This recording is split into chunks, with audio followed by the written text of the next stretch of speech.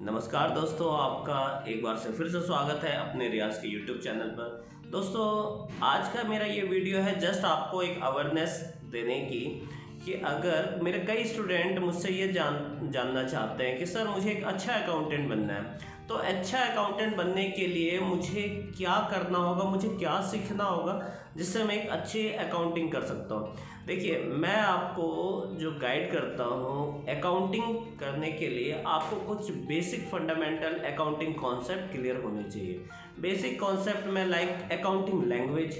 Sir accounting language कौन सी होती है? ये जो डेबिट और क्रेडिट होती है दोस्तों, ये अकाउंटिंग की एक भाषा है। तो सबसे पहले तो आपको किसी भी नई लैंग्वेज को सीखना है तो उसके बेसिक कॉन्सेप्ट क्लियर होने चाहिए, उसके रूल रेगुलेशन, ग्रामर। जैसा अब हम इंग्लिश सीखते हैं, इंग्लिश बोलने के लिए हमें ग्रामर का भी थोड़ा सा रूल चाहिए होता है, टेंसेस हम सीखते हैं। उसी तरह अगर आपको अकाउंटिंग सीखनी है, उसे डजंट मैटर कि आप कॉमर्स बैकग्राउंड के हो या अदर कॉमर्स बैकग्राउंड के हो, आप कोई भी अकाउंटिंग सीख सकता है अगर उसका बेसिक कॉन्सेप्ट सबसे पहले अकाउंटिंग लैंग्वेज यानी डेबिट क्रेडिट के बारे में लॉजिकली उसका कॉन्सेप्ट क्लियर हो कि क्यों हम किसी चीज़ को डेबिट करते हैं, क्यों हम किसी चीज़ को क्रेडिट करते हैं।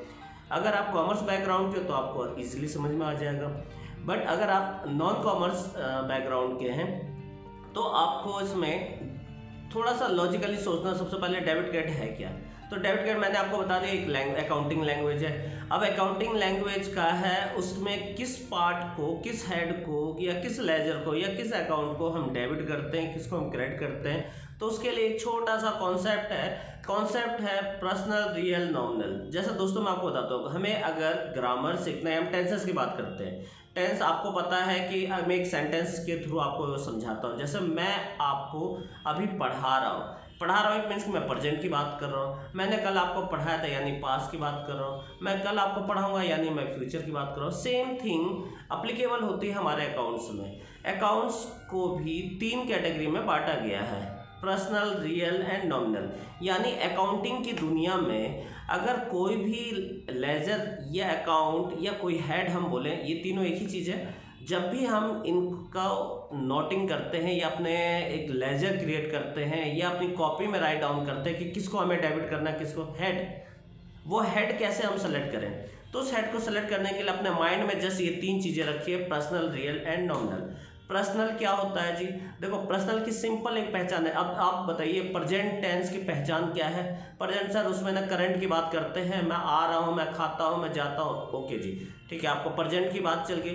पास्ट की पहचान कैसे करते हैं? अच्छा सर मैं जाता था, मैं गया था, ये चीज़ ठीक है। अच्छा मैं फ्यूचर की तो मैं जाऊंगा। तो इसी तरह हमारे अकाउंटिंग में हेड सेलेक्ट करने के लिए भी उसके भी कुछ कॉन्सेप्ट है, कुछ साइन है। तो जो आपका पर्सनल अकाउंट है, इसकी पहचान क्या है, इसके साइन क्या है? इसके साइन है कोई भी नाम वाला हेड, राम से हम, Sita Gita Mohan, ABC company limited, ये जितने भी नाम वाले हेड है ना, समझ जाइए दोस्तों कि ये पर्सनल कैटेगरी वाले हेड है।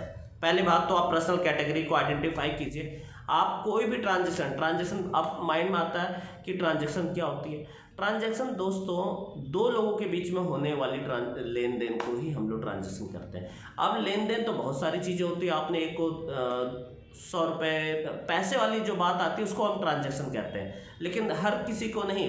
ट्रांजैक्शन हमारे अकाउंटिंग में उसी को माना जाता है जो पहले आपकी कंपनी से रिलेटेड हो। इसके लिए आपको दोस्तों ये पता होना चाहिए, जिस कंपनी को आप ज्वाइन कर रहे हो उस कंपनी के बारे में आपको बेसिक इन्फॉर्मेशन होना चाहिए। जैसे कि उस कंपनी का नाम क्या है, वो कंपनी किस प्रोडक्ट में डील करती है, प्रोडक्ट में गुड्स में डील करती है या सर्विस में डील करती है। अगर गुड्स में डील करती है वो मैन्युफैक्चरर है या ट्रेडर है। अगर सर्विस में डील करती है तो किस चीज़ की सर्विस करती है। तो आपके पास ये थोड़ी बेसिक जानकारी होनी चाहिए, इसी के बिहाफ से आप प्रॉपर अच्छे से अकाउंटिंग कर पाएंगे।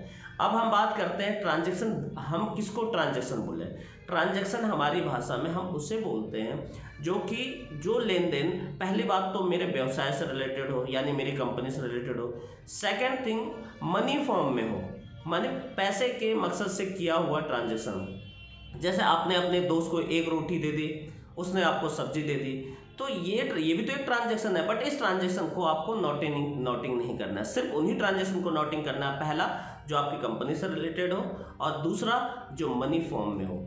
तो सबसे पहले अकाउंटिंग का जो रूल है, accounting is an art of recording, यानी रिकॉर्डिंग सबसे पहला ही हमारा अकाउंटिंग अगर आपको करनी है तो उसके लिए आपको रिकॉर्डिंग यानी ट्रांजैक्शन नोट डाउन करने की आदत डालनी पड़ेगी। उसको आप किसी रफ बुक में भी लिख सकते हो, इसके लिए एक डे बुक का फॉर्मेट भी आता है। आप कहीं पर भी एक नॉर्मली, जब तक आप नोटिंग नहीं करेंगे तब तक अकाउंटिंग नहीं हो सकती। अकाउंटिंग करने के लिए हमें पहले रिकॉर्डेड ट्रांजैक्शन होनी चाहिए।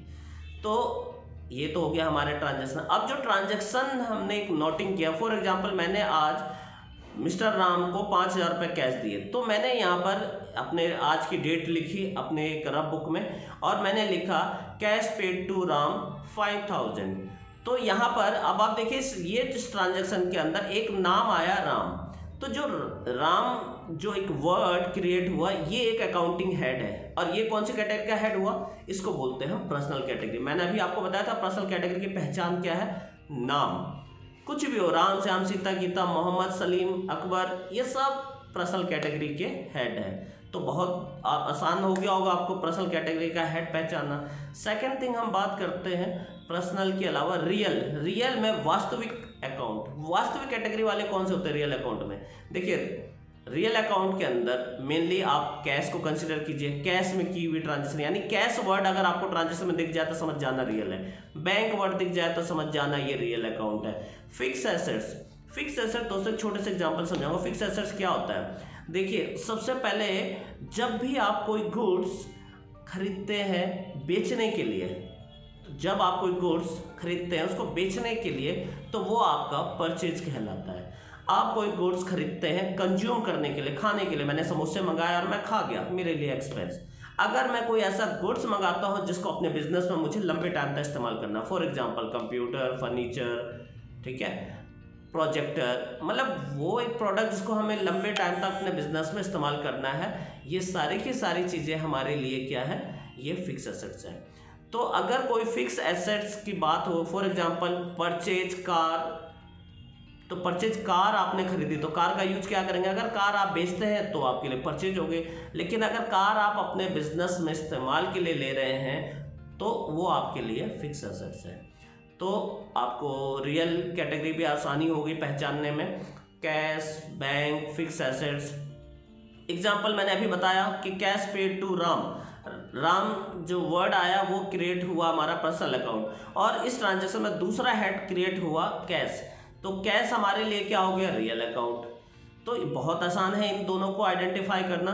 थर्ड चीज हो गया हमारे लिए नॉमिनल। नॉमिनल कैटेगरी की पहचान बहुत ही आसान है, हमारे बिजनेस में होने वाले एक्सपेंस और इनकम। अब सवाल आता है सर हमारे लिए खर्चा किसको बोला जाए और इनकम किसको बोला जाए। देखिए एक्सपेंस की अगर मैं परिभाषा आपको बोलूं तो एक्सपेंस बेसिकली हम किसको बोलते हैं, जब हम किसी गुड्स और सर्विस को लेकर उसकी पेमेंट करते हैं, यानी जब किसी गुड्स एंड सर्विस को लेने के लिए मुझे पैसे पे करने हैं तो ऐसी गुड्स एंड सर्विस मेरे लिए क्या कहलाती है, एक्सपेंस। यानी सपोज करो मैंने किसी से समोसा लिया, बदले मैंने उसको पैसे दिए, तो समोसा मेरे लिए खाने पीने का खर्चा यानी स्टाफ वेलफेयर एक्सपेंस हो गया। परचेज, मैंने कोई गुड्स खरीदा और बदले में उसको पैसे दिए, परचेज भी एक तरह का एक्सपेंस का ही हेड है। इसके अलावा दोस्तों इसके अलावा हम लोग बात करते हैं दूसरी चीजें। सर इनकम सेम थिंग, अगर हम जब किसी गुड्स एंड सर्विस को हम किसी थर्ड पार्टी को देते हैं और बदले में हमें पैसा मिलने वाला है, तो जो गुड्स एंड सर्विस है जिसको मुझे देना है बदले में मुझे पैसा मिलना है, तो ये मेरे लिए इनकम हुआ।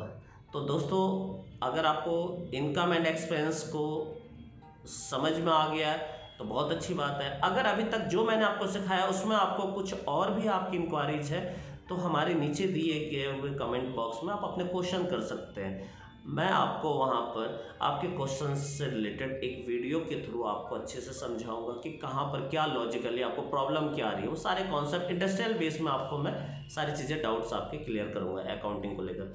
अब हम बात करते हैं इसके लिए कि नॉमिनल की पहचान सिंपल हो गई, कोई भी एक्सपेंस हो गया, कोई भी इनकम हो गया, कोई भी loss by theft, loss by fire, ठीक है, तो कोई भी लॉस है, कोई भी गेन हो गया, आपको कोई कैपिटल गेन हो गया, अदर गेन हो गया, तो ये सब हमारा इनकम का पार्ट है। तो देखो सिंपल सा मैं दोबारा से रिपीट कर देता हूँ। पर्सनल अकाउंट की कैटेगरी कौन सी आ गई, नाम वाले राम श्याम सीता गीता सलीम मोहन, ठीक है। उसके बाद सेकंड कैटेगरी आ गया हमारे रियल की पहचान के लिए cash, bank and fix assets. और नॉमिनल का एक्सपेंस, इनकम, लॉस, गेन्स। तो ये बेसिक कॉन्सेप्ट आपके क्लियर होने चाहिए। अब सर हमने ये पर्सनल, रियल, नॉमिनल तो आइडेंटिफाई कर लिया, देन सर हम लोग डेबिट क्रेडिट कैसे करते हैं। देखिए डेबिट क्रेडिट एक जो लैंग्वेज है इसका एक सिंपल, बहुत ही सिंपल सा नियम है। जब आपके हेड में पर्सनल कैटेगरी का हेड आपके सामने आ जाए, सपोज करो ट्रांजेक्शन में, इसी ट्रांजेक्शन में आपको थोड़ा सा ब्रीफ करता हूँ, कैश पेड टू राम। अब यहाँ पर मुझे राम का एक जो वर्ड आया, जो नाम आया, उसको मैं पर्सनल कैटेगरी में हेड बना लेता हूँ, यानी राम अकाउंट। अब मुझे राम अकाउंट लिखने के बाद मुझे माइंड में क्वेश्चन करना है कि यहाँ पर राम रिसीवर है या गिवर है, मतलब वो कंपनी से ले रहा है या कंपनी को दे रहा है।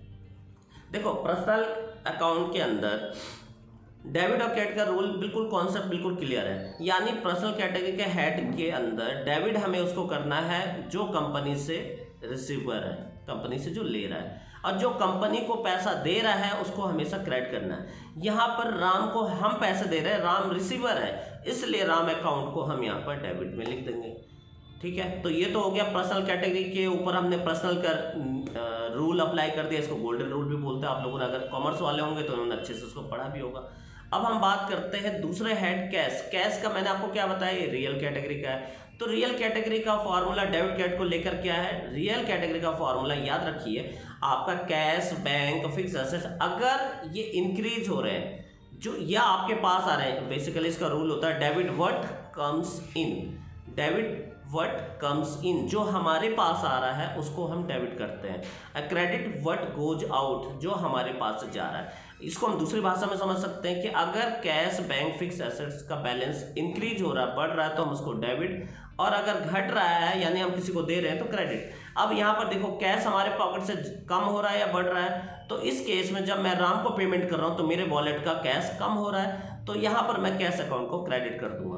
तो आपको बेसिक सा कॉन्सेप्ट क्लियर हो गया होगा डेबिट और क्रेडिट को लेकर। अगर आपको कोई प्रॉब्लम आती है, समझ में नहीं आता, आपको लग रहा है कि थोड़ा सा, तो इस वीडियो को रिपीट करके देखिए, आपका कॉन्सेप्ट क्लियर हो जाएगा। उसके बावजूद भी अगर कोई डाउट रह जाता है तो नीचे दिए हुए कमेंट बॉक्स में अपने कमेंट करके जरूर अपना क्वेश्चन कीजिए, ताकि मैं आपके डाउट्स को और अच्छे से क्लियर कर सकूं। अब हम बात करते हैं इसके अलावा नॉमिनल कैटेगरी के हेड। जैसे आपने किसी को रेंट पे किया, अपने जो आपने ऑफिस ले रखा है उसका किराया आप अपने ऑनर को पे करते हो, तो आप अपनी किताबों में क्या एंट्री डालेंगे, तो यहाँ पर आपने चेक से दिया पेमेंट रेंट, तो यानी पेड रेंट बाय चेक। तो यहाँ पर रेंट क्या है सर, पेड रेंट। यहाँ पर देखो सर्विस की बात हो रही, मैंने क्या बोला था, एक्सपेंस की पहचान क्या है, जब आप कोई गुड्स और सर्विस देते हैं, मतलब क्या, गुड्स एंड सर्विस लेते हैं और बदले में आपको पेमेंट देनी है। आप देखो रेंट, पेड रेंट आप दे रहे हो, यानी आपने वो जगह ली हुई है, सर्विस ले रहे हो आप ऑनर की, तो यहाँ पर रेंट एक्सपेंस अकाउंट। और दूसरा आपने कैसे दिया, बाय बैंक। तो यहाँ पर दो हेड हो गए, एक नॉमिनल कैटेगरी का हेड हो गया रेंट एक्सपेंस, और दूसरा आपके ऑनर नहीं, यहाँ पर आ गया आपका बैंक के थ्रू दे, तो बैंक आपका क्या हो गया, रियल अकाउंट। रियल अकाउंट की पहचान मैंने बताया, देखो आपका बैंक घट रहा है, बढ़ रहा है, अगर आप किसी को पेमेंट दे रहे हैं तो आपका बैंक घट रहा है, इट मीन्स कि बैंक को आप क्रेडिट कर दोगे। और नॉमिनल की पहचान है डेबिट क्रेडिट को लेकर, नॉमिनल का रूल क्या कहता है डेबिट और क्रेडिट को लेकर, नॉमिनल कैटेगरी के जितने भी हेड है उनको डेबिट आपको तब करना है जब वो एक्सपेंस हो या कोई लॉस हो। अगर कोई इनकम है, गेन है, तो आपको उसको ऑलवेज क्रेडिट में रखना है। तो यहाँ पर आपने रेंट पे किया, paid rent, paid commission, paid salary, paid wages, तो ये सब क्या है दोस्तों, ये आपका एक्सपेंस है। तो एक्सपेंस को ऑलवेज आपको आंख बंद करके उसको डेबिट करना है। अगर मैं वही कहूँ कि रेंट रिसिप्ट, यानी आपको रेंटल इनकम हो रही, इंटरेस्ट रिसिप्ट, तो वहाँ पर आपको इंटरेस्ट इनकम को क्रेडिट करना है। तो ये जो एक छोटी सी वीडियो लंबी हो गई, छोटी बोल रहा हूँ मैं, तो इससे आई होप कि आपका अकाउंटिंग कॉन्सेप्ट थोड़ा सा क्लियर हो गया होगा। अगर दोस्तों आपको इसी तरह की वीडियो अपने अकाउंटिंग करियर से रिलेटेड, अगर आपको अकाउंटिंग में जाना है, आप कॉमर्स बैकग्राउंड के, नॉन कॉमर्स बैकग्राउंड को, बैकग्राउंड के हो तो इजीली से आप अकाउंटिंग में जा सकते हैं। जस्ट हमारे साथ जुड़े रहिए, सब्सक्राइब कीजिए रियांश को और रोजाना अपने कमेंट डालिए। अगर आप और भी कुछ सीखना चाहते हैं, मैं आपको इंडस्ट्रियल अकाउंटिंग बहुत अच्छे से सिखाने वाला हूँ। इसके अंदर मैं आपको ये सारी ट्रिक्स बताऊंगा कि क्या नॉलेज आपको लेनी चाहिए जिससे एक अच्छा अकाउंटेंट आप बन सको, ताकि आप कंपनी में एक अच्छी सैलरी, अच्छी पोजीशन पा सको। तो दोस्तों आई होप कि आपको मेरा ये वीडियो काफ़ी कुछ हेल्प करेगा आपके करियर को लेकर। तो दोस्तों अगर आपको ये इसी तरह की वीडियो की रिक्वायरमेंट है तो आज ही हमारे चैनल को सब्सक्राइब कीजिए, लाइक कीजिए एंड शेयर जरूर कीजिए। Thank you for watching my video.